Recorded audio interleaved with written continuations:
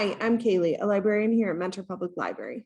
And I'm Meg, also a librarian, and welcome to this week's edition of All Booked Up with Cailey and Meg, where each time we give you different book recommendations on a specific theme. Today, we are going to be looking at 2022 cookbooks. So for any of you who have watched our videos previously, you know Cailey and I love talking about cookbooks. It's one of our favorite topics, and we just thought it's been a little bit since we've done one. So let's do some new and fresh cooking books. Yes, and I think, every time we get onto a new season, we're like flipping through those ourselves. So we want to talk about them some more. So all of the books that we're going to talk about today are available for you at the library or online with your library card through Libby and Hoopla. All right, Cailey, what is your first cookbook? So my first one was an amazing find to me. It is called The One Bowl Baker by Stephanie Simmons. And I say that this is amazing to me because I have a tiny, tiny kitchen, but I do love to bake, especially around the holidays. And so what I love about this is that it's right in the title there. Every recipe only has one bowl for you to make the whole recipe in. Sometimes the author tells you to, wipe out the bowl after one step and then do the next. But this means I'm not going to have 4 mixing bowls balanced around precariously on top of appliances in my kitchen. Right. It happens. So this means that it's less mess overall. And then the recipes tend to be quite simple, which is always good when you're baking because sometimes it can get very overwhelming. I also like that at the beginning of this book, the author talks about how she's measured things for the book, because sometimes with baking, it is a science. Right. Some people are very strict about measuring by weight. Some people have a certain technique for how they measure different ingredients. So she sort of gives you a heads up of here's how I've measured my ingredients for this so that you can mimic that to get the same results. So the first recipe I want to mention is raspberry white chocolate cheesecake bars. Shuddering good. I'm already hungry. So this recipe just takes 8 ingredients. Unlike some cheesecake recipes, it doesn't even require the water bath type thing, which can be an extra hassle. And again, another dish to wash. And it's a super simple recipe. Like I said, it's one of those ones where she has you do one part, wipe the bowl out, do the next part. And then it even has, because you are mixing the cheesecake batter with some of the raspberry filling, you take out a cup, set it to the side for a second. And then once you've poured the rest of the batter, you just put it right back in that same bowl. So convenience. My only downside to this recipe is that you have to chill it 3 hours after baking before you're allowed to eat it. I just can't dig in. Patience. And then there was another recipe that I thought was perfect for fall. It is a spiced cranberry, pear, and apple crumble. And I want to dive into this on a chilly fall day because it sounds like just like that perfect balance of sweet and tart and spice. And what is amazing about this one is that like a lot of it is prepared right in the baking dish. You mix the fruit right in there. You don't have to have another bowl for the fruit and a separate bowl for the topping. And again, very simple ingredients, but it looks so good too, with a scoop of ice cream on top melting into it. And I think that her instructions for these are great too, because it gives you, like I said, that very specific way to measure things, but also really simplistic. And she gives you some good substitutions as well. So if you, like me, do not like dirtying every dish in your kitchen when baking, check out this book. Sounds so fantastic. I love it. I love the idea of one bowl baking for the reasons you said, but also because when you want something sweet, I want it quick. I don't want it to too many steps. I don't want this long drawn out process. Just give me the quickest way to get my sweet satisfaction. Love it.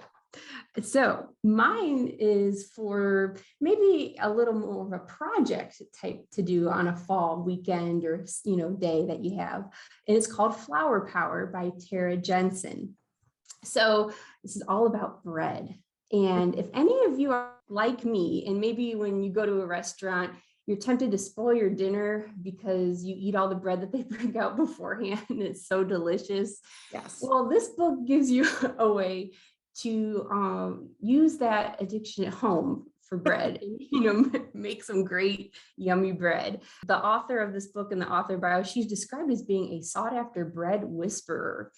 And, so she gives you troubleshooting, know-how, guidance, and the bread science intel to help everyone make the most beautiful and delicious loaves. So I really was interested in this kind of as a novice. I've never really made bread before, but it sounds delicious because I love bread, and sometimes the bread that you get at the grocery store leaves a lot to be desired. So I thought it'd be a fun book to experiment with if you haven't done so already. The book is organized by the style of leavening used in each recipe. So there's a whole section on sourdough, different types of sourdough bread. There's a whole chapter devoted to what's called decim, which I wasn't familiar with. That's a different type of leavener. She goes into explaining it and giving you a bunch of different recipes with it. And then the last one is rye. So I found that really interesting because I usually think of those three, sourdough and rye, especially. I just thought, okay, rye bread, sourdough bread, but no, it's much more complex than that. And there are a lot of things you can do with it. So I really like that. The recipes in here are really fascinating and unique. For sourdough, there's something called olive bread. Have you ever had olive bread? Does it have olives in it, or is it made with olive oil? Okay. Well, there's definitely ones with olive oil in it, but this one has olives in it, literal olives. So I've never really had bread with something inside of it baked besides just bread. So it sounded delicious. There's just a classic lunchbox loaf.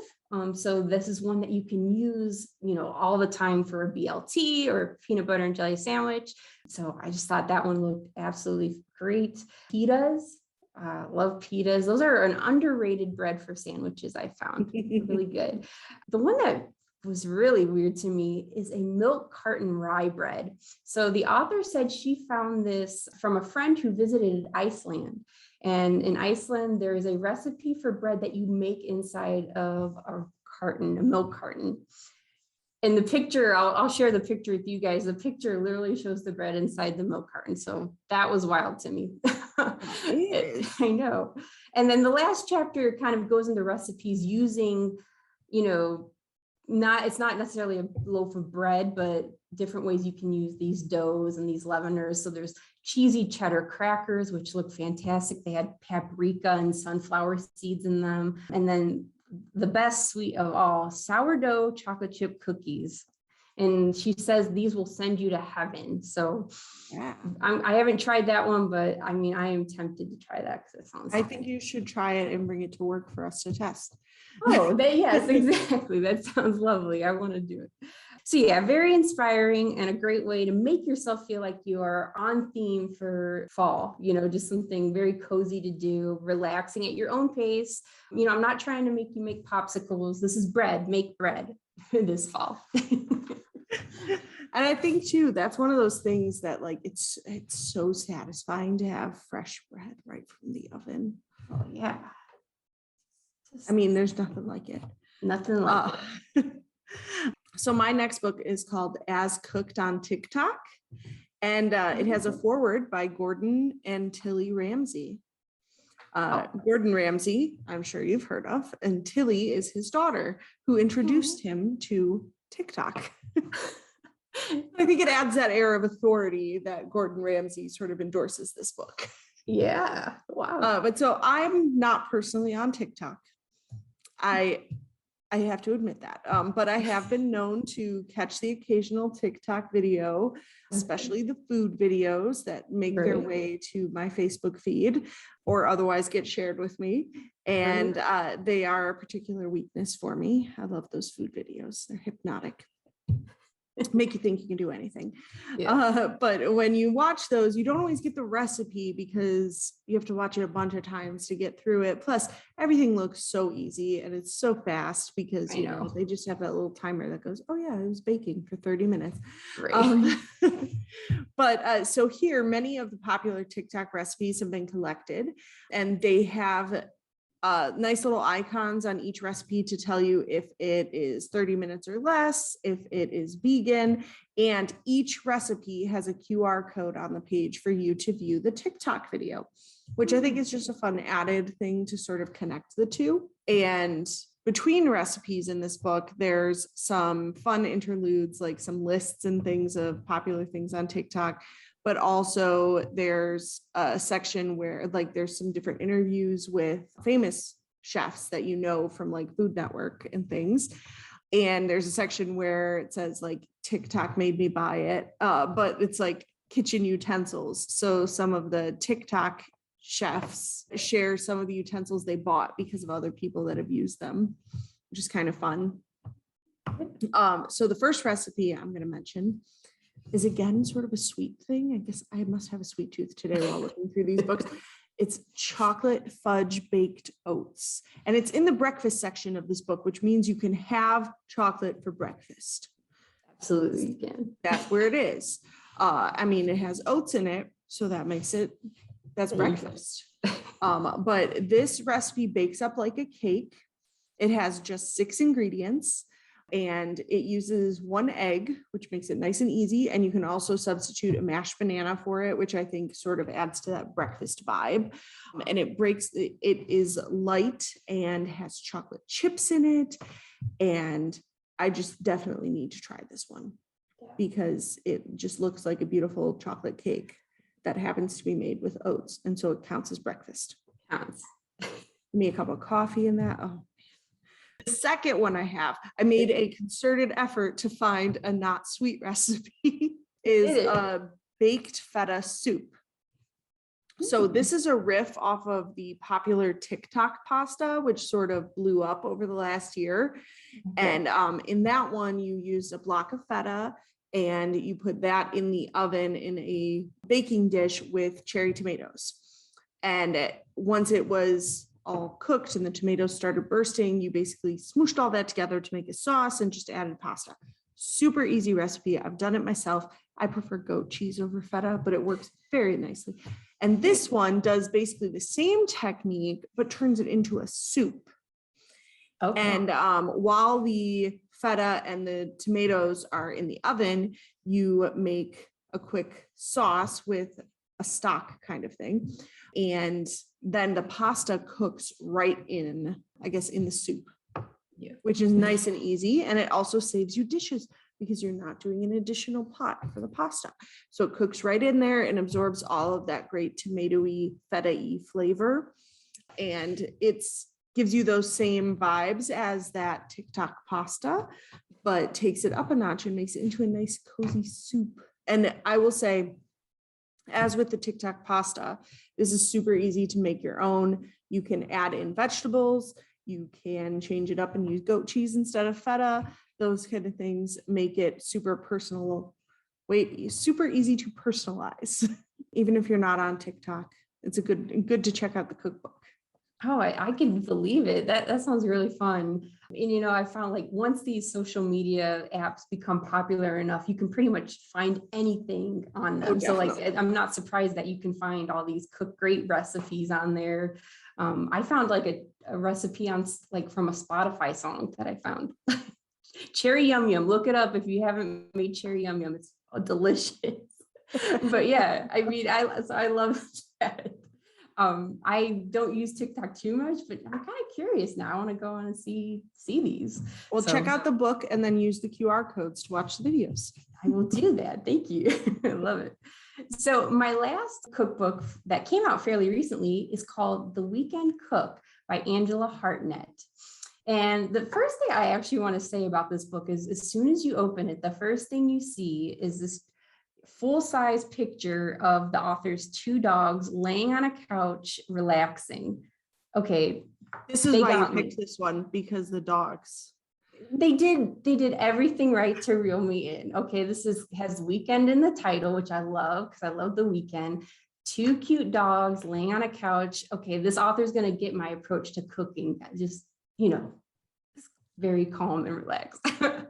But really, Angela is actually a very accomplished cook. She has worked professionally in kitchens in England for over 30 years. And as she explains in her introduction, she has come to cherish the weekends because, as opposed to the stress of working in the restaurant environment, on the weekends at home, she's with her loved ones, and she can kind of just have a more relaxed approach to food, which I thought was very nice. So the recipes in this book range all kinds of meal times and types of cuisine. But the one thing I found that they seem to all share in common is simplicity. So, for each recipe you find, there are beautiful color photos, but the ingredient list usually isn't too long. It's not too cumbersome to make these dishes, in other words. So that's what I liked about it, especially on the weekend when you don't want to, you want to relax. So some of my favorites I was finding in this book, classics such as spaghetti carbonara with pancetta and Romano cheese. She doesn't steer too far away from the classic recipe, but just having it there with her own little garnishes, fantastic. Welsh cakes, which she explains is a cross between a scone and a biscuit. Now, because this is an English author, when she said biscuit, I didn't know if she meant like what we consider a biscuit, or in England, don't they consider that like a cookie? So it looked good. In other words, it looked delicious. You eat it at breakfast. That was like one I was curious about because I've never heard of a Welsh cake. So the picture kind of made it look like almost like a pancake, a little mini pancake. So who knows? It sounded delicious. And then the last one I found that I really wanted to mention was their chocolate cake, which looks so good. So good, in fact, that I can't just limit it to the weekend. It's got to be, you got to be open to making this all week because it looked fantastic. Or you make it on the weekend and you eat it all week. That's it. Okay, that's what you got to do. Yeah.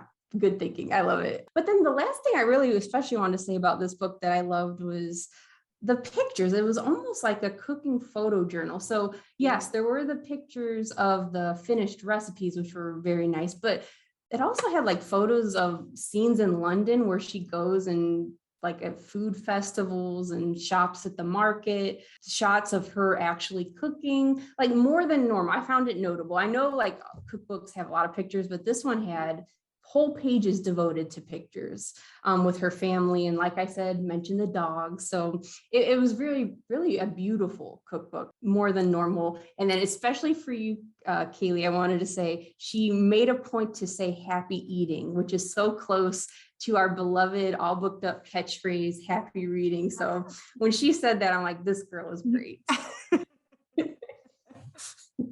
That's my book. I like the simplicity. I think a lot of times when people talk about recipes for weekends, they're the more complicated ones because you have a lot of time. Yes. But I still have a tendency to lean towards those more simplicity ones because you have a lot of time, but like you don't want to spend it all in the kitchen. No. You want to be able to enjoy that meal with your friends and family. Exactly. So I like the way that sounds. And, I'll have to look at it to look at the beautiful pictures of the dogs and the food. You must. Yes, for both reasons. All right. Thank you guys so much for joining us for this week's edition of All Booked Up with Cailey and Meg. We hope you find some good inspiration to get cooking and enjoy this lovely fall. Yes. Check out these cookbooks at the library. It still counts as reading. It still counts. And enjoy these this fall as well as year round. Happy reading.